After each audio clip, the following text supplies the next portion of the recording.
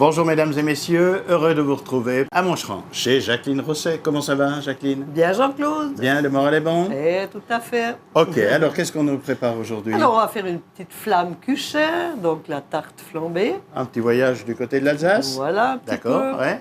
Le bouilli maigre en vinaigrette, donc chaud quand même. Ah, il est chaud. Bien chaud, hein. D'accord. Un bouilli bien de chez nous, quoi. Et c'est pas un reste de bouilli, comme on dit, qu'on peut Non, faire en là, vinaigrette? non, parce On peut qu'on le va faire le faire, spécialement puis pour après ça. on pourra faire avec le reste D'accord. des rissoles à la viande. Ok, ou plein et la de choses. vinaigrette, il faut savoir la faire. Voilà, Hein? c'est ce qu'on va vous montrer D'accord. plutôt aujourd'hui. Ouais. Ensuite, une verrine aux fraises spéculoos.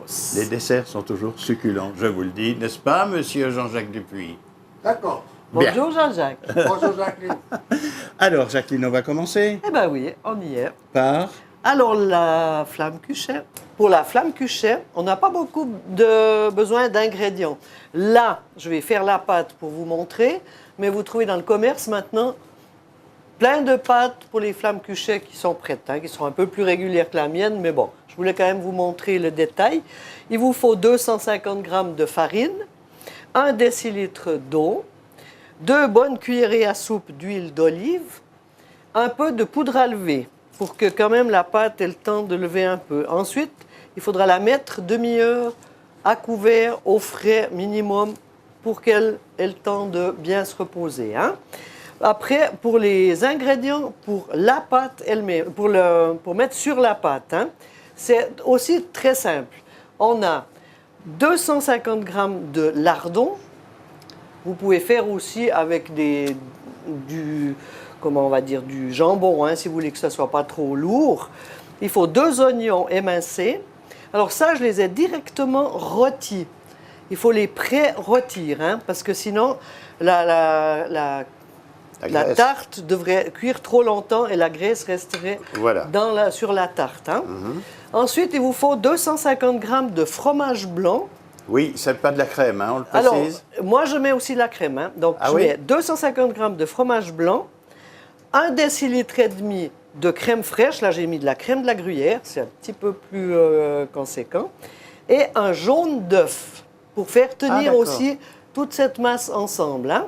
Ah, c'est Et une puis, composition, sel, alors. poivre, muscade. Alors là, j'ai déjà préparé tout ça. Donc, ça veut dire que là, les 250 g de lard, les 2 oignons émincés, rôtis. Donc ça, c'est fait. Hein. Le fromage frais, 250 g, 1 décilitre et demi de crème fraîche, sel, poivre, muscade, un jaune d'œuf. On met la farine. Donc la farine, on a dit aussi 250 g de farine. On met une cuillerée à soupe d'huile d'olive. Pourquoi l'huile d'olive? Parce que c'est bon. Hein. Si vous avez de l'huile d'arachide ou de l'huile de tournesol, elle a plus de goût, il n'y a pas de généralement. problème. Toujours la petite pincée de sel, pas oublier, sinon il n'y aurait pas de goût. Le décilitre d'eau. Après, s'il n'y a pas assez d'eau, vous en remettez. Hein. C'est vraiment là déjà la base. Puis là, je mets un tout petit peu, ça veut dire la valeur d'une cuillerée à café de poudre à lever. Voilà. Et on va juste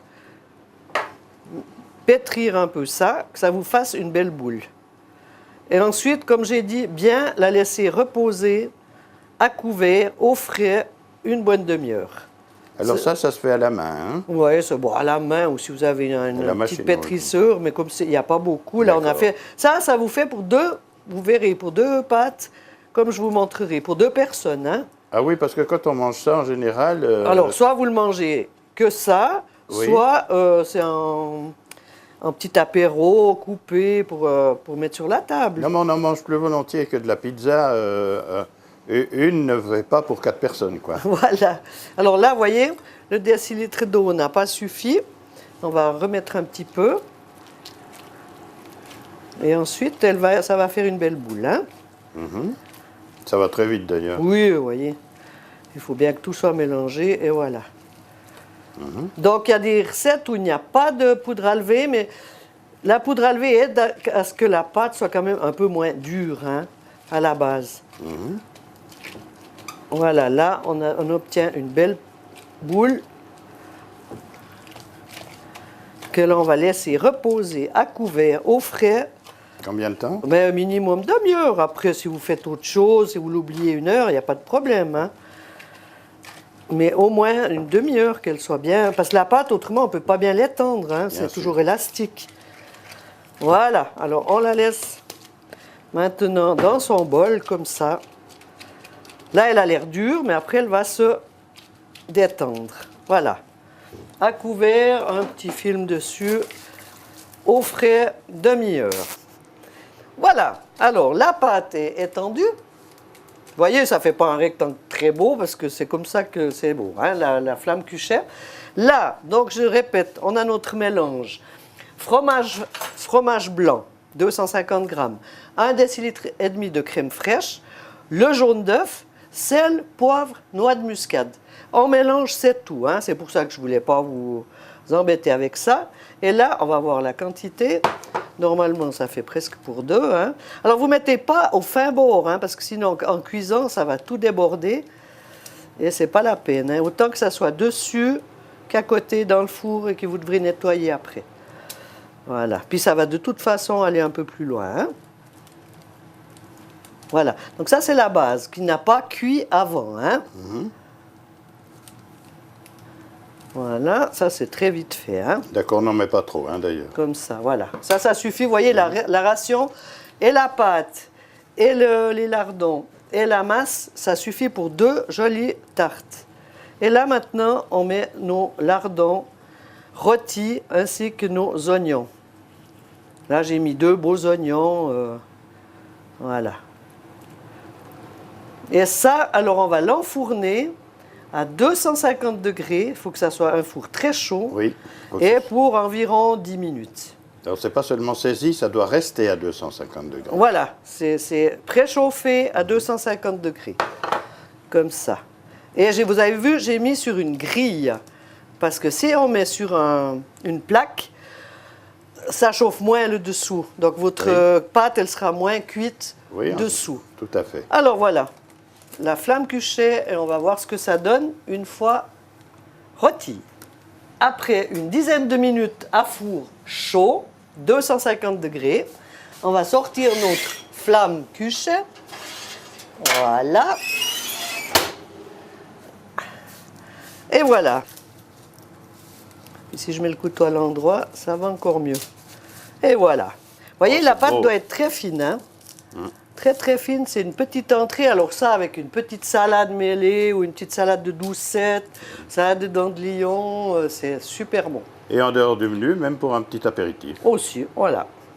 Bouilli, maigre, chaud, je précise, sauce vinaigrette. Alors on va déjà commencer par le bouilli, donc ce qu'il y a le plus classique dans la cuisine. Hein. On a pris un beau morceau de bouilli, vous prenez dans les 1 kilo, ça dépend du... Vous voyez, il est vraiment superbe. Hein? Il n'y a quasiment pas de gras, mais ce gras-là, on en a besoin pour le bouillon. Ça va vous donner un bouillon merveilleux que vous pourrez employer ensuite pour faire une sauce, pour faire plein de choses avec le bouillon. OK? Là, il vous faut 3 litres d'eau. Moi, je fais cuire l'eau avant. Il y en a qui préfèrent le mettre froid pour avoir un bouillon plus imbibé de viande, mais moi, je prends l'eau bouillante. 3 litres d'eau bouillante, 2 décilitres de vin blanc, du bouillon de bœuf, une feuille de laurier, avec un oignon, là j'ai pris un demi parce que c'est un gros oignon, une échalote. Alors on va faire, hein, comme d'habitude, là, feuille de laurier avec les clous de girofle. On a pris 3 ou 4 clous de girofle. Et tout ensemble. On va piquer, comme ça, ça va tenir à la cuisson. Même si ça ne tient pas, ça ne fait rien, hein, parce qu'on ne va pas employer le bouillon tout de suite. Ça, on a un petit poireau qu'on a bien nettoyé. Ça, on va juste le couper en tronçons pour le retrouver par la suite. Hein. C'est la seule chose. Le reste, j'ai déjà tout préparé. Voilà, un petit poireau. Et là, j'ai pris du céleri branche. Ça, c'est tout pour notre bouillon. Ensuite, on va mettre des légumes. Donc, j'ai pris les carottes jaunes, carottes normales et du céleri. Après, vous pouvez mettre aussi au dernier moment des branches de courgettes. C'est vraiment pour la couleur, pour décorer. Oui, voilà.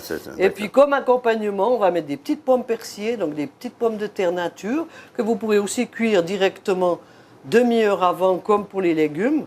On ne va pas tout cuire en même temps parce que ce serait beaucoup trop cuit les légumes. Hein. Vu que le bouilli, on va quand même le cuire bien 2 heures. Hein. Voilà. Donc il ne faut pas mettre... Une bonne heure et demie, 2 heures, mais gentiment. Alors maintenant, on va juste passer de l'autre côté. Mais comme ça, on a fait cuire l'eau, hein, l'eau au bout.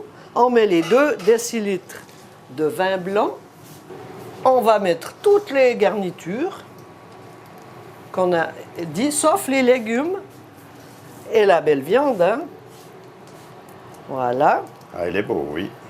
Comme ça. Ah, je ne vous ai pas dit les grains de poivre. Poivre blanc, poivre noir, si vous n'en avez qu'une sorte, vous mettez une sorte. Quoi, oui. Là, on met le bouillon pour donner encore un peu de goût. Vous pouvez mettre encore un petit peu de sel, si jamais. Ça, vous goûtez en cours de cuisson. Et puis, on met encore, voilà. Ça, c'est notre bouilli. On va le laisser bien 2 heures, hein, je dis tranquille, sans que ça cuise trop fort. Hein. D'accord. Voilà. On met le couvert. On met à couvert. De temps en temps, après, on va juste prendre l'écume dessus, s'il y a de l'écume, pour que votre bouillon soit bien éclairci. On va laisser cuire 2 heures, 1h30, 2 heures. Vous pouvez le piquer pour savoir si c'est assez cuit toujours. Hein. Ce n'est pas une science exacte, ça dépend de la qualité de la viande, ça dépend de bien de choses. Hein. Mais alors, après, vos légumes, plus les courgettes qu'on mettra en dernier, demi-heure avant la fin de la cuisson. Donc, ça veut dire que si vous cuisez 2 heures votre bouillon, 1h30 après, vous mettez vos légumes et vos pommes de terre, aussi coupés en 4 ou en 2. Okay? Oui, ça, il serait trop cuit et on ne fait plus les légumes trop cuits. Pendant que le bouilli cuit, donc on va juste contrôler une fois comme ça. Là, il est à ébullition, on va baisser un petit peu le feu. Voilà. On va commencer notre vinaigrette. Alors, on va commencer par la moutarde. Là, j'ai pris de la moutarde mi-forte. C'est pas la peine que ça arrache non plus. Hein. Il faut qu'on ait quand même le goût d'un peu tout. On va pouvoir y mettre le sel, une pincée de sel, le poivre,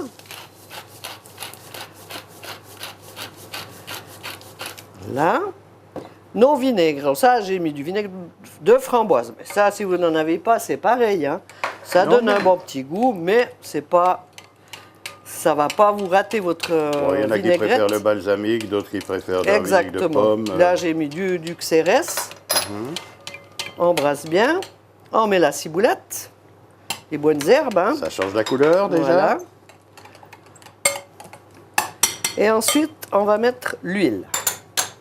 Alors là, j'ai pris de l'huile de tournesol. Moi, je n'aime pas trop avec l'huile d'olive, hein, mais après, ça, c'est vous qui savez. Si vous préférez avec l'huile d'olive, je trouve que c'est presque un peu plus lourd avec l'huile d'olive. Alors, on y va.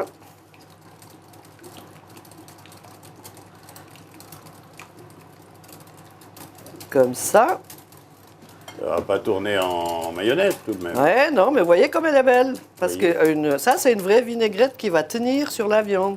Et là, maintenant, pour l'alléger un peu, on va mettre le lait, simplement. Ah bon, d'accord. Alors ça, je n'avais jamais vu, c'est vrai. Ça amalgame bien tout et ça vient plus léger. Vous voyez la différence? Oui, tout à fait. Là, elle est compacte, mais sans être lourde. Et voilà, on n'a plus qu'à mettre nos poivrons. Alors aussi, si quelqu'un est allergique aux poivrons ou comme ça, on n'en met pas. Là, j'en mets. Voilà. Et puis les oignons, en quantité que vous voulez aussi. Hein. Là, on va mettre comme ça. Dis donc, il y en aura. Ah ben, c'est le but. Il n'y a pas d'ail, me semble-t-il. Non, alors je ne mets pas d'ail. Alors, l'ail cru, moi, je bannis pour une raison à cause des clients déjà, hein, parce qu'il y a beaucoup de gens qui ne supportent pas l'ail cru. Je mets plein d'ail dans les cuissons, autrement, mais pas l'ail cuit.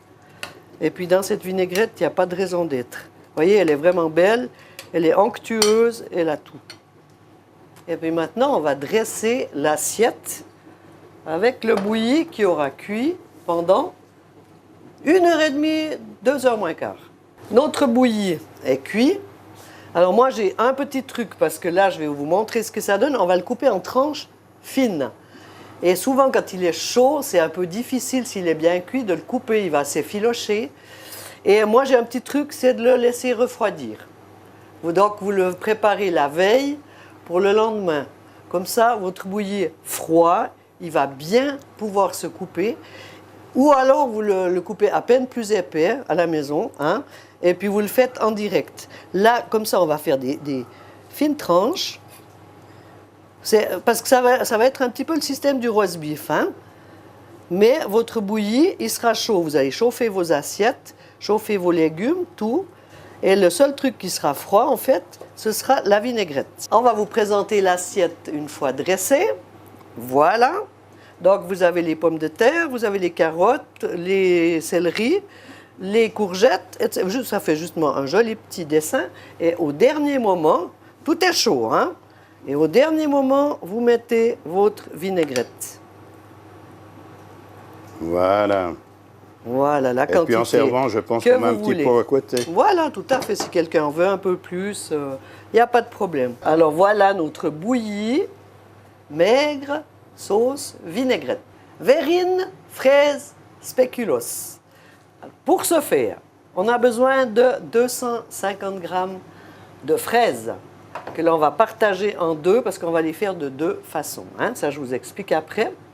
Il nous faut le jus d'un demi-citron, 2 cuillères à soupe de sucre, un peu de sucre vanillé. Pour la masse, j'ai employé une cuillerée à soupe de crème fraîche et 2 œufs entiers. Et on a pris encore du fromage frais et mascarpone. Donc fromage frais, j'en ai très peu mis, j'en ai mis une cuillère à soupe. Et autrement, c'est du mascarpone, 250 grammes de mascarpone. Hein? Alors là-dedans, vous avez, je vous explique ma masse que j'ai faite avec 2 œufs, le mascarpone, un peu de crème fraîche, et on va même oublier le fromage frais, c'est même pas la peine. Hein? Et des spéculoos que j'ai hachés. On vous les trouvez même déjà hachés. Donc les spéculoos, oui, c'est des petits biscuits, hein? Des petits biscuits au caramel salé. On nous les donne avec le café le matin. Souvent, voilà. Oui. Ou si vous n'avez pas les spéculoos, vous pouvez mettre un autre biscuit. Mais celui-là, il a l'avantage, c'est de tenir, de ne pas trop pomper le liquide. Hein? Puis un petit goût quand même. Voilà. Caramel. Alors là, j'ai coupé mes fraises donc en 4. Hein? Comme ça, ce sera pour la garniture. Simplement comme ça. En 4, d'accord? Là, j'ai fait juste écraser mes fraises ou au mixeur, mais quand même qu'il reste un petit peu de bout de fraise, sucre, jus de citron et c'est tout, d'accord? Donc ça, je vous avais déjà vu. Avec le sucre, jus de citron, le sucre vanillé et le sucre, on va le mettre là, dans le mélange mascarpone, 2 œufs entiers. Alors, les 2 œufs entiers, je les ai battus, mais battus vraiment jusqu'à ce que le mélange soit blanc, le mélange blanchisse. Et ensuite, vous mélangez gentiment au mascarpone avec la cuillère à soupe de crème fraîche. Voilà, donc vous avez les mélanges, hein? Et on va monter notre dessert. Le mieux, c'est d'avoir des coupes qui sont un petit peu, qui s'élargissent sur le haut. On va faire une première couche avec les spéculoos, donc le fond spéculoos. Voilà. On va mettre un peu de purée de fraises. Là, l'avantage de les mettre en purée, les fraises, ça dégage vraiment l'odeur de la fraise. Là, ça fait déjà 2 couches.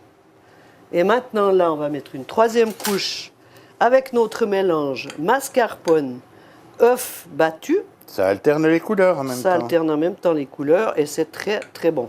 Alors, c'est un dessert qu'il faut laisser après minimum, moi je dirais un demi-jour au réfrigérateur. Tout à fait. Comme ça, il est vraiment frais. La crème et le mascarpone se marient bien. Ça alterne bien aussi. Voilà. Ensuite, vous remettez une petite couche de fraises. Toujours la purée, non? La purée, hein, toujours, oui. Ouais. La purée qu'on voit bien dans les bords. Donc, c'est un dessert qui est quand même relativement vite fait. Hein? Oui.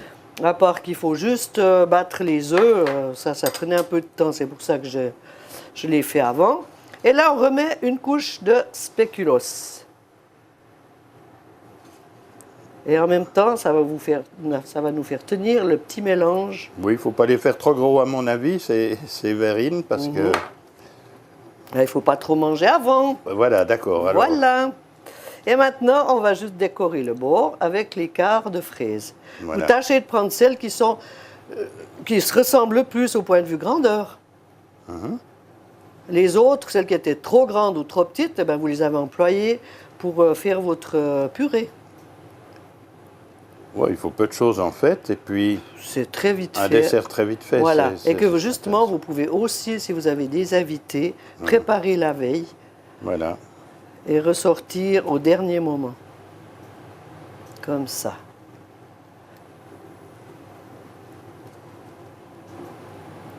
Hein? Et c'est très, très frais comme petit dessert. Voilà. Et puis on peut mettre encore un tout petit peu au milieu de crème. Encore une touche. Voilà, comme ça donne un petit peu de blancheur. Voilà, un petit dessert. On va le mettre sur une assiette noire pour faire joli. Voilà, là on a fait un petit peu de crème fraîche, un petit peu de beurre bouilli. Et on dresse notre petit dessert. Voilà. Notre petite coupe fraise spéculoos. Eh bien voilà, mesdames et messieurs, fin de la 37e émission, mais énumération d'abord des plats que Jacqueline nous a préparés aujourd'hui. Un menu calme, gentil. Calories, non, pas tellement finalement. Normal, Hein? normal. On a commencé par... La flamme Cuchet, Oui. donc la tarte flambée en français, notre tarte alsacienne. Facile à faire. Hein. Oui, alors ça, c'est Hein, oui.